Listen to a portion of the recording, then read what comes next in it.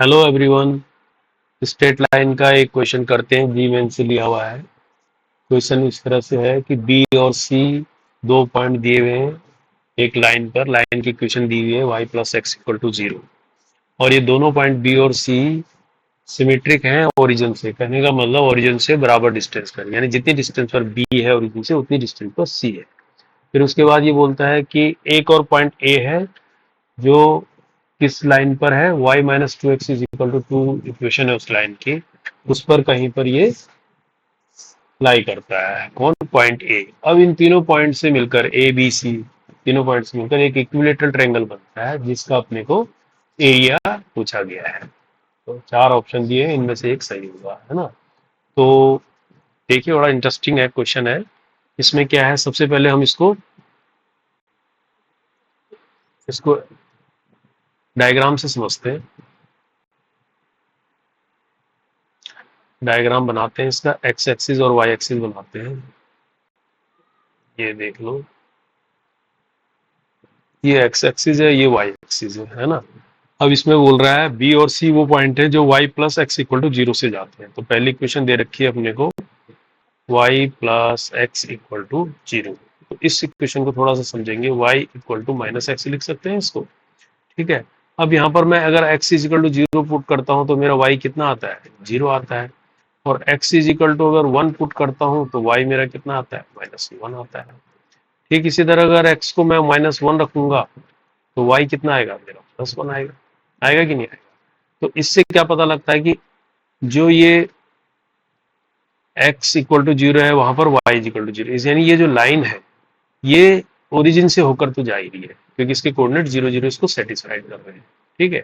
और दूसरी बात, जब x is equal to one होता है, यानी ये ओरिजिन होता है ना, x पॉजिटिव x ये है, तो जब इधर को मान लीजिए x यहाँ कहीं वन है तो उस समय y कहाँ है? y जो है नेगेटिव डायरेक्शन में जा रहा है, यानी y यहाँ कहीं है, यानी इधर कहीं है ये पॉइंट।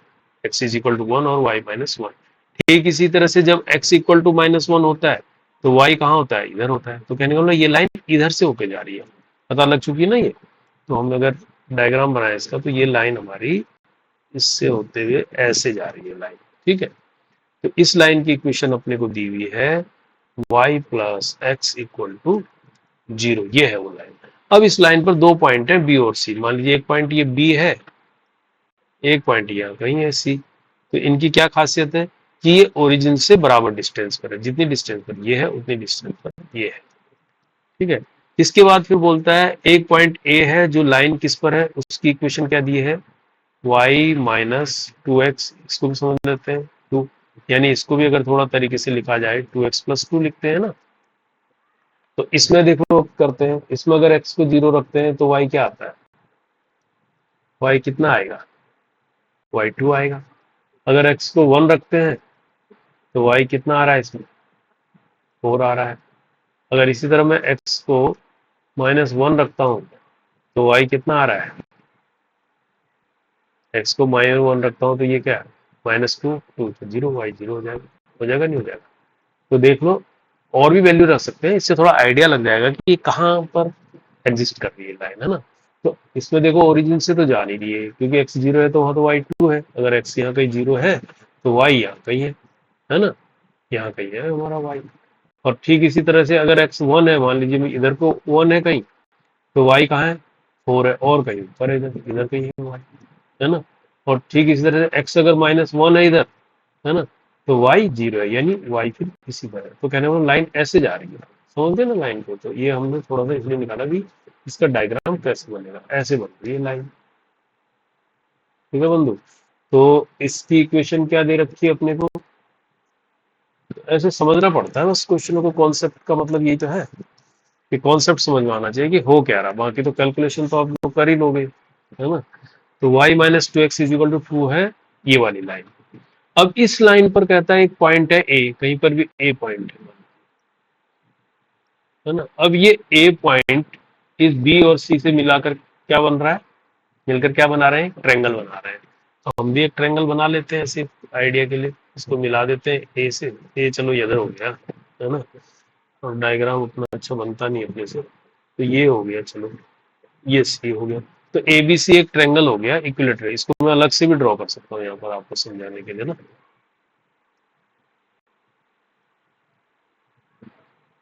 तो ये मेरा ए हो गया सपोज, ये बी हो गया, ये सी हो गया। अब इसमें क्या खासियत है देखो, ओरिजिन कहाँ पर है, बी और सी के सेंटर में, क्योंकि यहाँ से बी भी उतनी डिस्टेंस जितनी सी पर है, तो बी और सी का जो मिड पॉइंट है ये इसका ओरिजिन है हमारा। ओरिजिन के कोऑर्डिनेट क्या है, 0 0, ये देख लो, और इसका नाम हम ओ रख लेते हैं, ये है। अब इस ट्रायंगल का अपने को एरिया निकालना है। अब सीधा आ जाओ भैया, ट्रायंगल का एरिया क्या होता है, इक्विलेटरल ट्रायंगल का एरिया। ट्रायंगल का एरिया क्या होता है, एरिया होता है साइड का स्क्वायर, है ना, √3/4 upon side, sorry √3/4 into side square. अब साइड इसकी अगर ए है तो ए स्क्वायर होती है, अगर इसकी सबकी साइड ये, एक तो ये होता है।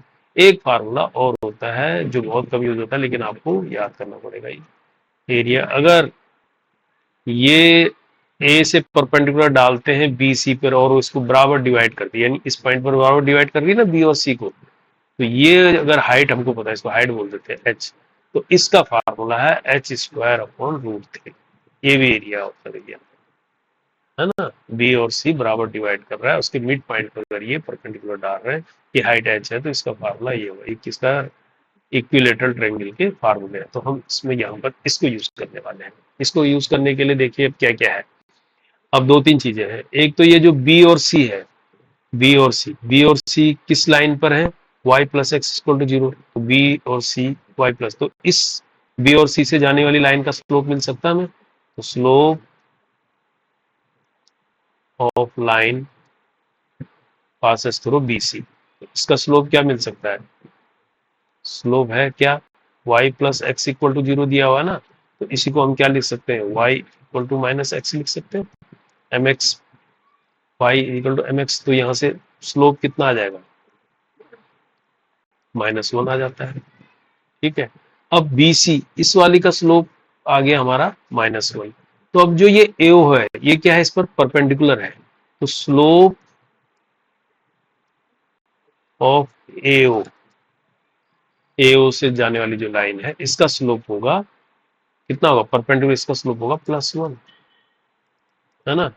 क्यों, क्योंकि हमें m1 m2 इक्वल टू -1 होता है, मैंने आपके रेफरेंस के लिए लिख दिया, इस वजह से स्लोप एओ क्या है, +1 आ गया। अब एक तो स्लोप ये आ गया है एओ +1।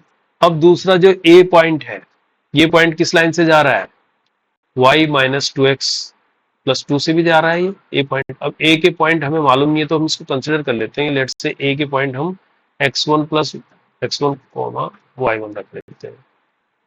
तो ए के पॉइंट क्या रख दिए, x1 y1, x1 y1 किसके पॉइंट है, ए के।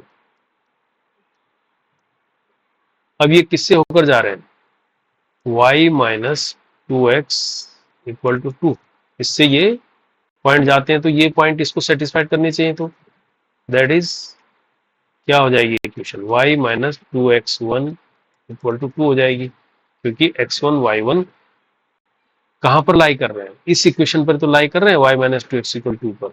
हमने डमी माने हैं x1 y1 फिलहाल अपने के लिए, तो हम ये मान के चल रहे हैं कि y1 x1 इसको भी सेटिस्फाई, यानी इस इक्वेशन को हम ऐसे भी लिख सकते हैं, ये हम बोल रहे हैं, है ना। दूसरा अब देखो हम क्या कर सकते हैं, ये पॉइंट ए के कोऑर्डिनेट कितने हैं, x1 y1, और ओ के कोऑर्डिनेट कितने हैं, 0 0। अब ये कोऑर्डिनेट देखो, ए के कोऑर्डिनेट हो गए x1 y1, ठीक है भाई, ओ के कोऑर्डिनेट आपको पता है 0 0, तो इन दोनों से भी हम स्लोप निकाल सकते हैं, दो कोऑर्डिनेट अगर पता हो, दो पॉइंट हो गए, उनकी स्लोप निकाल सकते हैं। उसका स्लोप का फार्मूला होता है स्लोप ऑफ एओ, है ना, क्या होगा, y2 minus y1 upon x2 minus x1 होता है कि नहीं होता है, तो कहने का मतलब 0 माइनस, ये इसको x1 y1 तो है, इसको x2 y2 मान लेते हैं, तो 0 minus y1 upon 0 minus x1, तो कहने का मतलब ये आ जाएगा y1 अपॉन x1 आ गया स्लोप इसका एओ का। लेकिन एओ का स्लोप हमारे अकॉर्डिंग क्या कर रहे हैं हम तो कह रहे हैं एओ का स्लोप ये है +1, तो इसका मतलब क्या होगा, y1 अपॉन x1 भी एक स्लोप है और एक स्लोप AO का +1 हमने, इसका मतलब ये है कि हमारे पास जो है y1/x1 इक्वल टू 1 लिख सकते हैं हम। इसका मतलब यही हुआ था, दैट इज। तो इससे क्या पता लगेगा, y1 किसके बराबर आ रहा है, x1 के बराबर आ रहा है। तो ये इक्वेशन नंबर 2 है। एक इक्वेशन नंबर 1 है। इन दोनों को अगर सोल्व करते हैं तो हमारे पास क्या मिल जाता है, y1 minus 2x1 equal to 2 पर, है ना। पर वैल्यू करते हैं, पुट द वैल्यू इन दोनों को, ये इक्वेशन नंबर 1 है। इन दोनों को सोल्व करते हैं, सोल्व करके हमारे पास क्या मिलेगा, x1 minus 2x1 equal to 2 मिलेगा। इस पर हम वैल्यू रख देंगे तो ये आ जाएगा कितना, x1 कितना आ जाता है, -2 आ जाता है। इसका मतलब y1 क्या है, x1 के बाद y1 भी -2 आ जाता है। यानी ये कोऑर्डिनेट आ जाते हैं किसके, a के। इसका मतलब इसके कोऑर्डिनेट आ गए -2, -2, ये हमने निकाल दिए भैया। अब हमें AO डिस्टेंस निकालनी है, डिस्टेंस AO। AO किसके बराबर है, h के बराबर बोल रहे हैं हम, है ना। एस डिस्टेंस निकालनी है। एस डिस्टेंस निकालने के लिए दो कोऑर्डिनेट दिए हुए हैं, कौन कौन से, -2, 2 एंड 0, 0। यही तो है दो पॉइंट, इनकी डिस्टेंस निकालना है। समझ रहे हो, ये ए है, ये ओ है, तो ये डिस्टेंस निकालनी है। तो एच का फार्मूला लगाएंगे, अंडर रूट डिस्टेंस का फार्मूला लगाएंगे तो एच इज इक्वल टू क्या होगा, 0 + 2 का होल स्क्वायर, यानी x2 माइनस x1 का whole square plus y2 minus y1 का होल स्क्वायर लगा रहा हूँ मैं फार्मूला। ठीक है, इससे क्या आ जाएगा, 448 अंडर रूट 8 आ गया। एच की वैल्यू कितनी आ गई, अंडर रूट 8 आ गई। अब एच आ चुका है अंडर रूट 8, तो एरिया तो अब सिंपल हो गया। एरिया क्या हो गया फिर, एरिया लिख देते हैं यहाँ पर कहीं,